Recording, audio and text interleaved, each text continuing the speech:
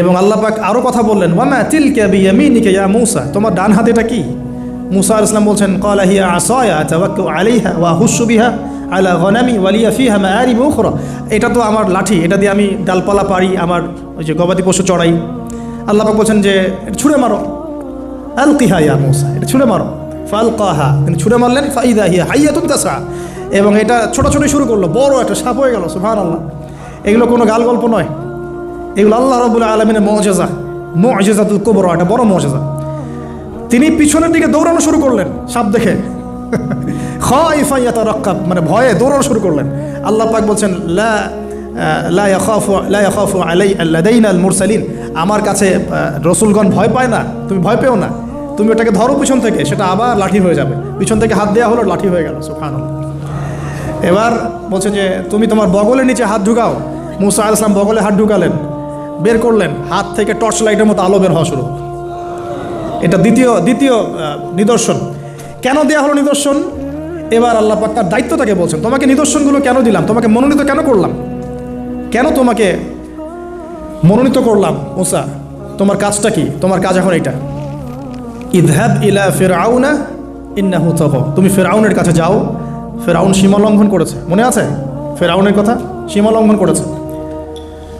তখন মূসা আলাইহিস সালাম তার অপারগতা প্রকাশ করছেন এভাবে, তিনি বলছেন, আল্লাহ আমার তো জিহ্বার জড়তা আছে, আর আমি তো ওখানে এক ব্যক্তি, আমার খুনের অভিযোগ আমার কাঁধে, আমি এখন কিভাবে কি করবো আল্লাহ?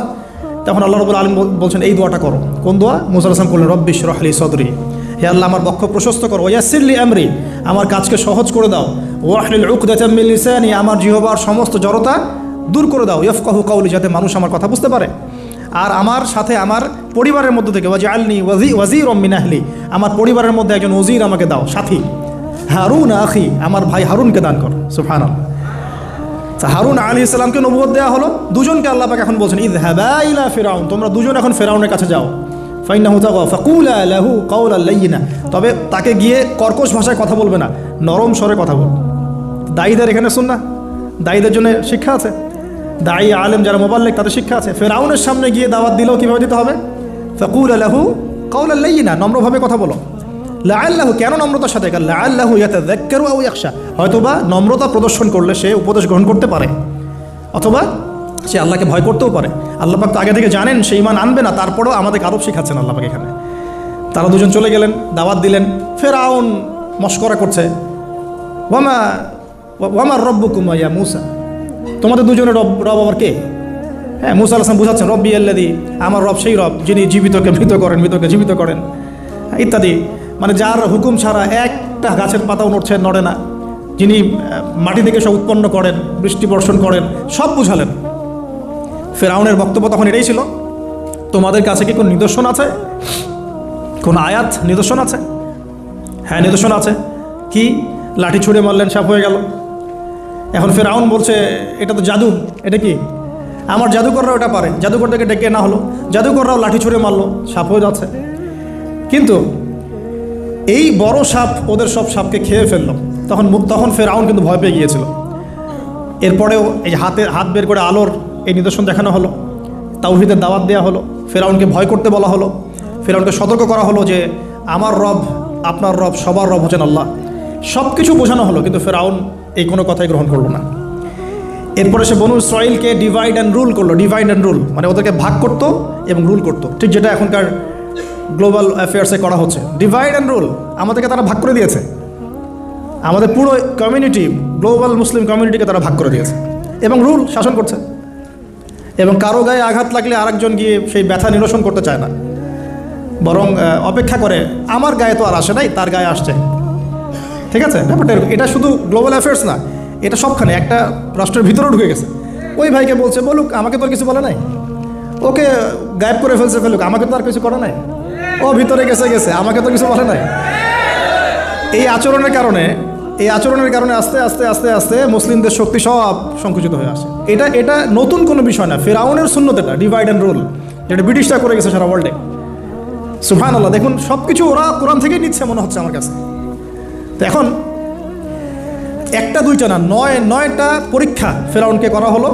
মূসা আলাইহিস সালাম যখন বলেন, দোয়া করেন, তখন গজব উঠে যায়, ফেরাউন তখন এসে বলে যে ঠিক আছে তুমি দোয়া করো, তাহলে আমরা বনু ইসরাইলকে ছেড়ে দিব। যখনই মূসা আলাইহিস সালাম দোয়া করে গজব উঠে যায়, সে আর বনু ইসরাইলকে ছাড়ে না। এখন এভাবে 9টার বর্ণনা আসছে। একবার আসছে পঙ্গপালের শাস্তি, একবার আসছে ব্যাঙের শাস্তি, একবার আসছে মহামারীর শাস্তি, একবার আসছে উকুনের শাস্তি, একবার রক্তের নদী। এরকম 9টা আযাব আল্লাহ পাক দিয়েছেন কাদেরকে?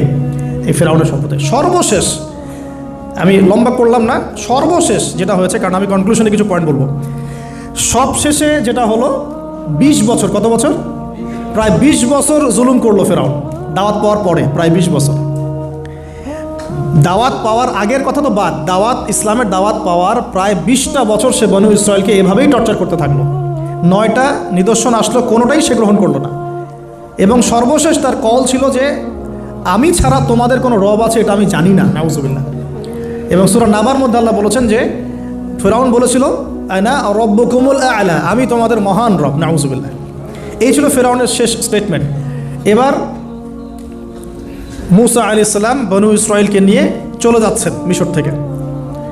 ফেরাউন দলবলে ধাওয়া করছে, সামনে সাগর আর পিছনে ফেরাউনের বাহিনী।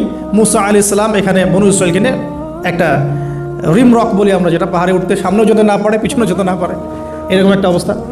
এই সময়ে মূসা আলাইহিস সালামের গোত্রের কিছু মানুষ বলেছিল যে ইয়া মূসা ইন্না লামুদরাকুন, হে মূসা আমরা তো ধরা পড়ে গেলাম, আমরা মনে হয় ধরা পড়ে গেলাম। এই অবস্থাতে মূসা আলাইহিস সালাম বলেছিলেন, একটু বোঝার চেষ্টা করেন, পিছনে ফেরাউনের বিশাল বাহিনী, সামনে সমুদ্র, যাওয়ার কোনো জায়গা নাই, একদম কোনো জায়গা নেই, খালি চোখে কোনো জায়গা দেখা যাচ্ছে না। ওই সময় খালি চোখে, বাহ্যিক চোখ দিয়ে কোনো উপায় দেখা যাচ্ছে না। বাহ্যিক চোখে ওই সময় কোনো উপায় দেখা যাচ্ছে না নিষ্কৃতির, নাজাতের। ঠিক এখন সারা ওয়ার্ল্ডে বাহ্যিক চোখে মুসলিমদের নাজাতের কোনো পথ দেখা যাচ্ছে না। বাহ্যিক চোখ দিয়ে কি করবে মুসলিমরা? খালি পড়াশোনা করবে, না কমিউনিটি করবে, না জিহাদ করবে, নাকি তাগুতের এগেনস্টে লড়বে? কি করবে মুসলিমরা? নাকি সারাদিন বসে বসে মসজিদে তাসবিহ টিপবে আর নামাজি পড়বে? কি করবে মুসলিমরা? বাহ্যিক চোখ দিয়ে এখানেও কোনো ফয়সালা দেখা যাচ্ছে না। তখন আল্লাহ রাব্বুল আলামিন মূসা আলাইহিস সালামকে একটা পরীক্ষাও নিলেন। একজন বলছে ইন্না লামুদরাকুন, আমরা ধরা পড়ে গিয়েছে। মূসা আলাইহিস সালাম তখন বলছেন দৃঢ়চিত্তে কাল্লা, কাল্লা, কখনো না, ইন্না রব্বি মাইয়া সাইয়াহদিন, নিশ্চয়ই আমার রব আমার সাথে আছেন, তিনি আমাকে পথ দেখাবেন। সুবহানাল্লাহ। তাহলে আজকেও মুসলিমদের সারা ওয়ার্ল্ড ওয়াইড এই চেতনাই থাকা উচিত যে কাল্লা, কখনো না, আল্লাহ ইন্না রব্বুনা মা'ানা, নিশ্চয়ই আমাদের রব আমাদের সাথে আছেন, তিনি আমাদেরকে পথ দেখাবেন ইনশাআল্লাহ।